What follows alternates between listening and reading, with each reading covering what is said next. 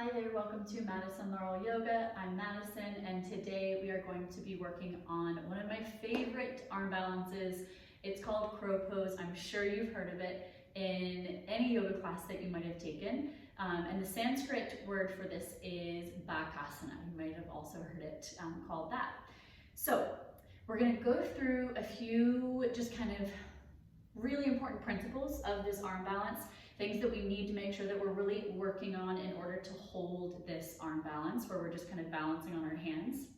We're going to do a few drills to get the body kind of warmed up and prepped, and then we're going to take a chance and maybe enter this shape.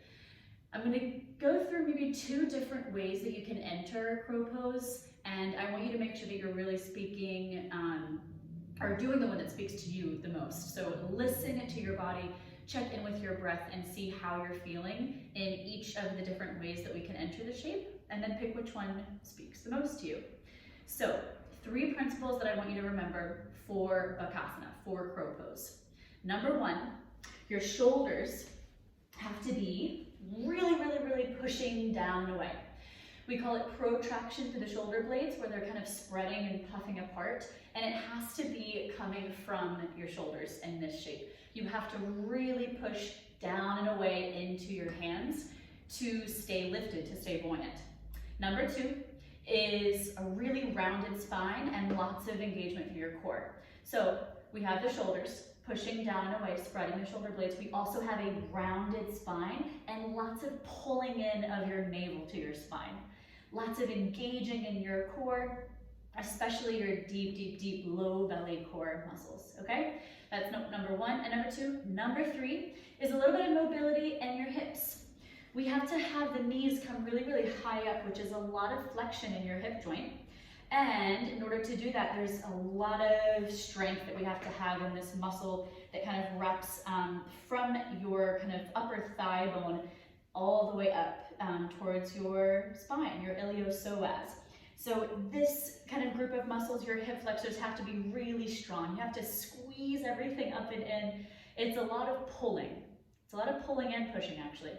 So those are our 3 principles. Shoulders, rounded spine, active core, and hip flexors, yeah? The thighs pulling up towards your belly. Those are our 3 principles, and I'm also gonna ask you to grab 3 things from around your house.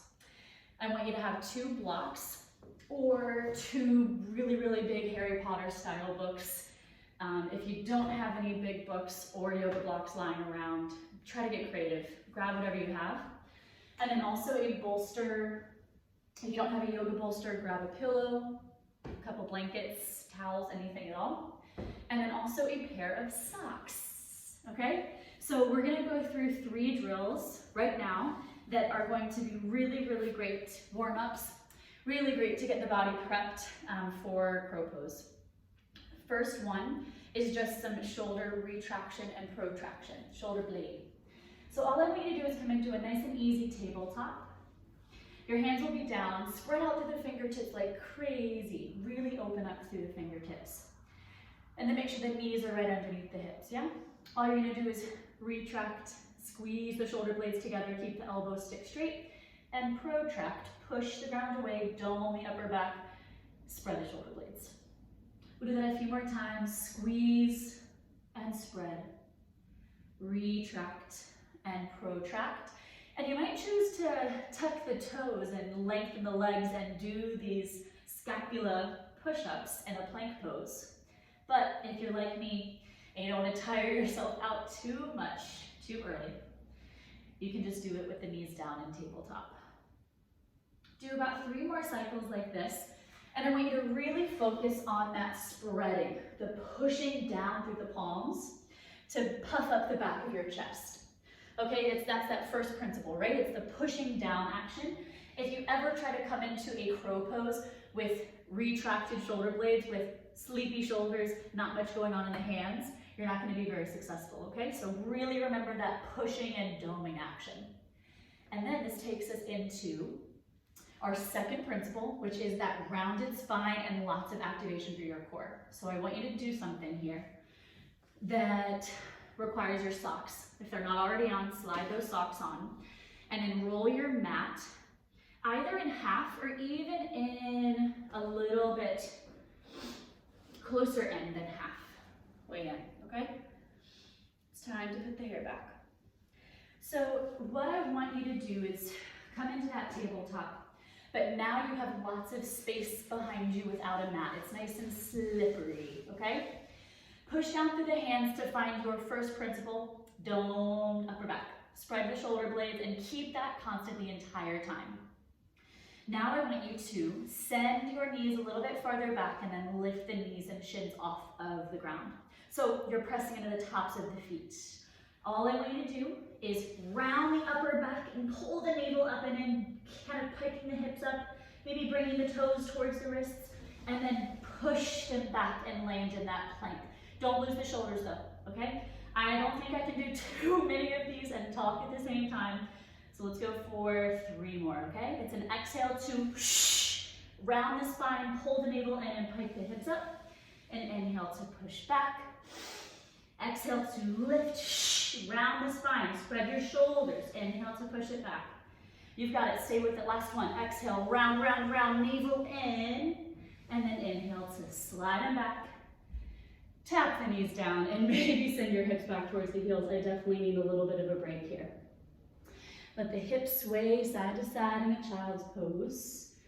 And let's also stretch out the wrist just for a moment. Turn the fingertips towards your knees. Palms down, and just move around a bit through the wrist joints. Okay, so we have our first 2 principles. Domed upper back, rounded, spreading shoulder blades, pushing the ground away. We found that rounded spine with the navel pulling up and in. And then the last thing is the hips, right? That third principle. So let's unroll our mat again.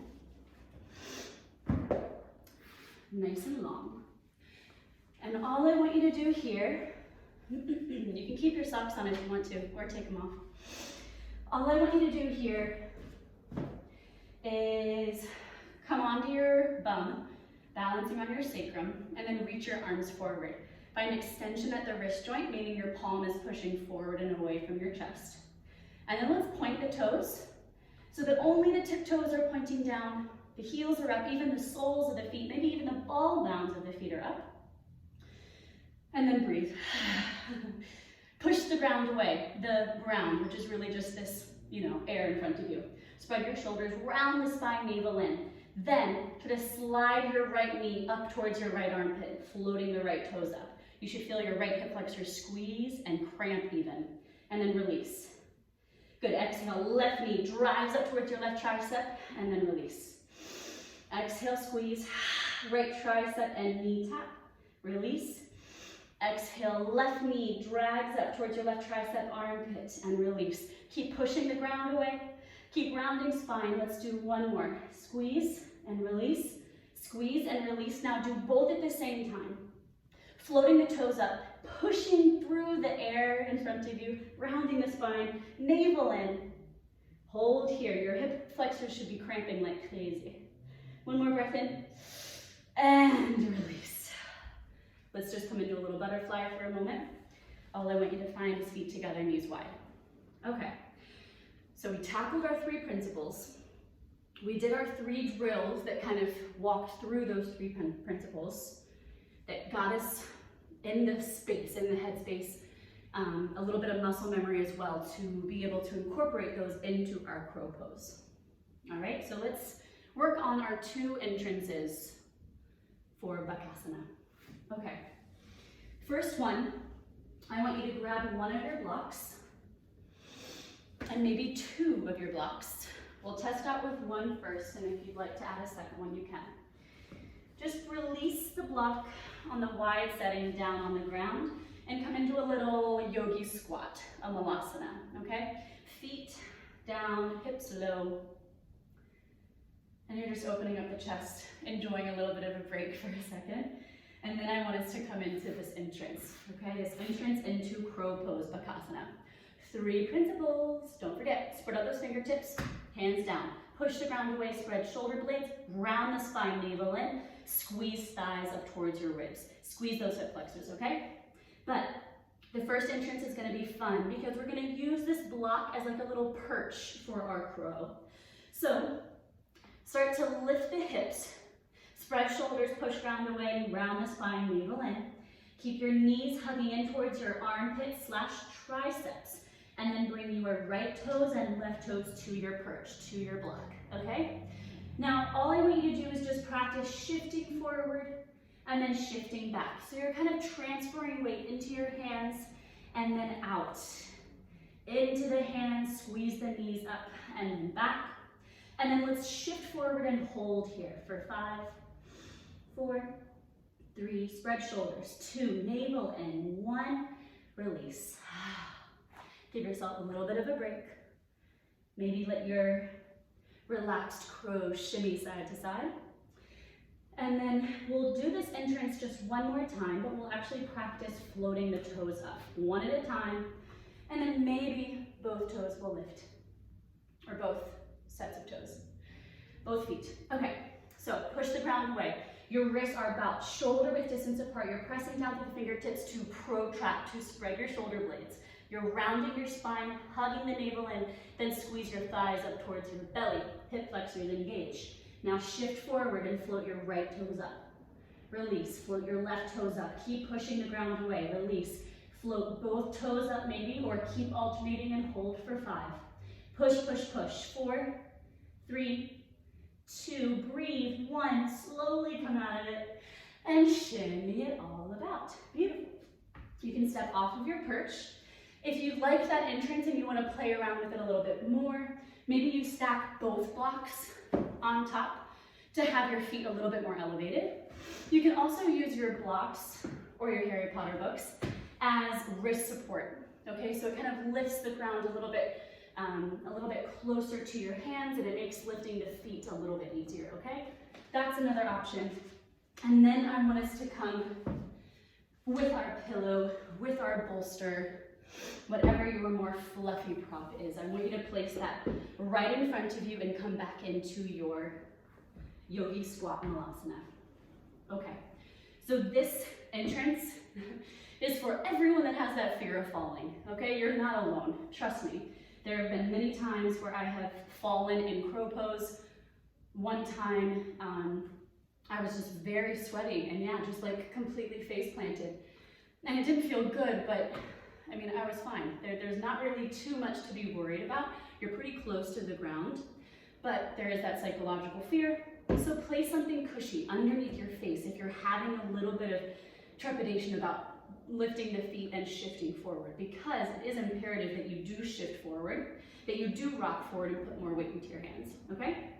So, second entrance with something fluffy in front of you.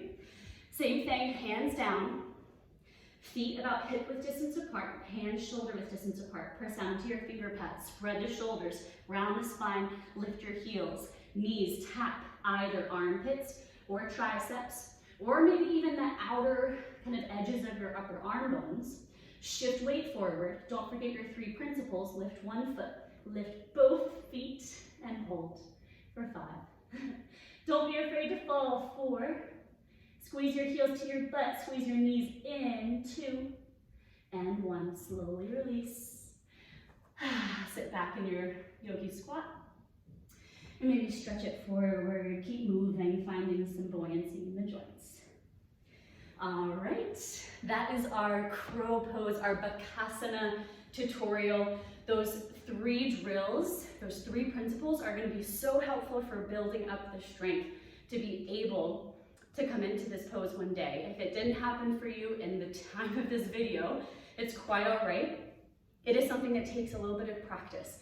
So just come back to those 3 drills, yeah? The rounding, finding that protracted action in the shoulder blades. Don't forget those slides where we slid the feet with the socks on, and then we ended with the hip flexor activation, okay? So come back to this video to build a little bit of strength to work on those 3 principles. And I hope to see you next week for our next video. Make sure that you like this video, subscribe to the channel, let me know which was your favorite drill in the comments below, and I will see you next time. Bye.